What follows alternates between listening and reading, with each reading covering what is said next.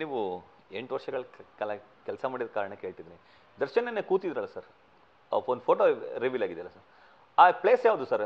ಇವರು ಇರೋ ಸೆಲ್ಗೂ ಆ ಪ್ಲೇಸ್ಗೂ ತುಂಬ ದೂರ ಏನಾದ್ರು ಇದೆಯಾ ಅಥವಾ ಹತ್ರ ಇದೆಯಾ ಸರ್? ಇಲ್ಲ, ಅದೇನಿಲ್ಲ. ಅದು ಹೈ ಸೆಕ್ಯೂರಿಟಿ ಪ್ರಿಸನ್ನಲ್ಲಿ ಹಿಂದ್ಗಡೆ ಒಂದು ಫೀಲ್ಡ್ ಇದೆ.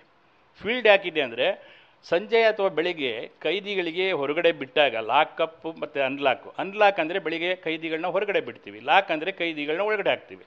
ಅಂದರೆ ಬೆಳಿಗ್ಗೆ ಟೈಮ್ ಕೈದಿಗಳನ್ನ ಹೊರಗಡೆ ಹಾಕಿದಾಗ ಇತರ ಬೇರೆ ಎಲ್ಲ ನಾಗರಿಕರು ಇದು ಮಾಡ್ಕೊಂಡಂಗೆ ಅವರು ವಾಕಿಂಗ್ ಹೋಗ್ಬೋದು, ಶಟಲ್ ಕಾಕ್ ಆಡ್ಬೋದು, ವಾಲಿಬಾಲ್ ಆಡ್ಬೋದು, ಅಥವಾ ಇಂಡೋರ್ ಗೇಮ್ಗಳಾದ ಕೇರಮ್ ಬೋರ್ಡ್ ಆಡ್ಬೋದು, ಅಥವಾ ಚೆಸ್ ಆಡ್ಬೋದು. ಈ ಥರ ಕೆಲವೊಂದು ಇಂಡೋರ್ ಗೇಮ್ಸ್ ಎಲ್ಲ ಅವ್ರಿಗೆ ಆಡೋದಕ್ಕೆ ಅವಕಾಶ ಕೊಟ್ಟಿದ್ದೀವಿ. ಸೊ ಆ ಟೈಮಲ್ಲಿ ಅವರು ಸಂಜೆ ಫ್ರೀಯಾಗಿ ಬಿಟ್ಟಾಗ ಹೈ ಸೆಕ್ಯೂರಿಟಿ ಪ್ರಿಸನಲ್ಲಿ ಏನೋ ಆಟ ಗೀಟ ಆಡ್ತಿರೋ ಟೈಮ್ನಲ್ಲಿ ಅವರೆಲ್ಲ ಅಲ್ಲಿ ಕೂತ್ಕೊಂಡು ಮಾತಾಡಿರ್ಬೋದು. ಅಂದರೆ ಅಲ್ಲಿ ಯಾವುದೇ ಆಫೀಸರ್ಸ್ಗಳಿಲ್ಲ, ಅಂದರೆ ಯಾವಾಗ ಕೆಲಸ ಫ್ರೀಯಾಗಿ ಬಿಟ್ಟಿರ್ತಾರೆ ಆಟ ಗೀಟ ಆಡೋದಕ್ಕೆ, ಸೊ ಅಲ್ಲಿ ಕೂತ್ಕೊಂಡು ಅವ್ರು ಮಾತಾಡೋ ಚಾನ್ಸ್ ಇದೆ.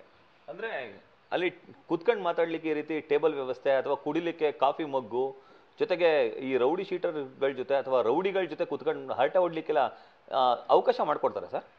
ಸರ್, ಅದು ಒಳಗಡೆ ಕೈದಿಗಳು ಬಂದ ಮೇಲೆ ನಾವು ಇವನು ರೌಡಿ, ಇವನು ಮರ್ಡರ್ ಮಾಡಿ ಬಂದಿದ್ದಾನೆ, ಇವನು ರಾಬರಿ ಮಾಡಿ ಬಂದಿದ್ದಾನೆ ಅಂತ ನಮಗೆ ಗೊತ್ತಿಲ್ಲ. ನಮಗೆ ಅವನು ಒಬ್ಬ ಅಂಡರ್ ಟ್ರಯಲ್ ವಿಚಾರಣಾ ದಿನ ಬಂದು ಆಯಾ ಸೆಕ್ಯೂರಿಟಿ ಪ್ರಿಸನಲ್ಲಿ ಅವನು ಇದ್ದಾನೆ ಅಂದರೆ ಈಗ ಅಕ್ಕಪಕ್ಕದ ರೂಮ್ನಲ್ಲಿ ಈಗ ಇತರೆ ಕೈದಿಗಳು ಇರ್ತಾರೆ, ಅವ್ರನ್ನೆಲ್ಲ ಹೊರಗಡೆ ಬಿಟ್ಟಾಗ ಒಬ್ರಿಗೊಬ್ಬರು ಮಾತಾಡ್ಕೋಬೋದು.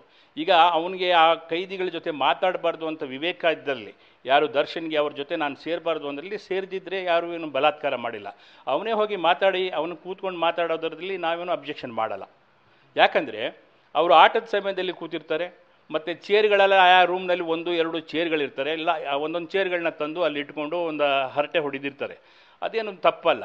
ಮತ್ತು ಅವರು ಕಾಫಿ ಕುಡಿತಿದ್ರು, ಸಿಗರೇಟ್ ಕುಡಿತಿದ್ರು ಅಂದರೆ ಕ್ಯಾಂಟೀನ್ನಲ್ಲಿ ಸರ್ಕಾರವೇ ಅದನ್ನು ಪ್ರಾವಿಷನ್ ಮಾಡಿಕೊಟ್ಟಿದ್ದಾರೆ.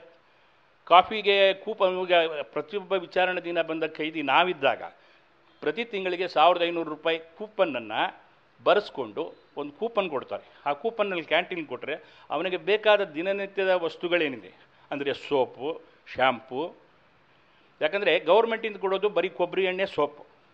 ಬಟ್ ಇವ್ರಿಗೆ ಇನ್ನೂ ಲಕ್ಸುರಿಯಸ್ ಆಗಬೇಕು ಅಂದರೆ ಈಗ ಶಾಂಪೂ ಇದೆ, ಕೆಲವರೆಲ್ಲ ಸೋಪ್ ಹಾಕಲ್ಲ, ಆಮೇಲೆ ಸಿಗರೇಟ್ ಇದೆ, ಬೀಡಿ ಇದೆ, ಓಕೆ. ಇವ್ರಿಗೆ ಬೇಕಾದ ಬೇಕ್ರಿ ಐಟಮ್ ಇದೆ, ಒಳಗಡೆ ಒಂದು ಬೇಕ್ರಿ ಇದೆ, ಕೇಕ್ ಸಿಗುತ್ತೆ, ಪಫ್ ಸಿಗುತ್ತೆ, ಟೀ ಅಂತೂ ಸಿಕ್ಕೇ ಸಿಗುತ್ತೆ ಕ್ಯಾಂಟೀನ್. ನ್ಯೂಸ್ ಫಸ್ಟ್, ನಿರ್ಭೀತಿಯಿಂದ ನಿಮ್ಮ ಪರವಾಗಿ.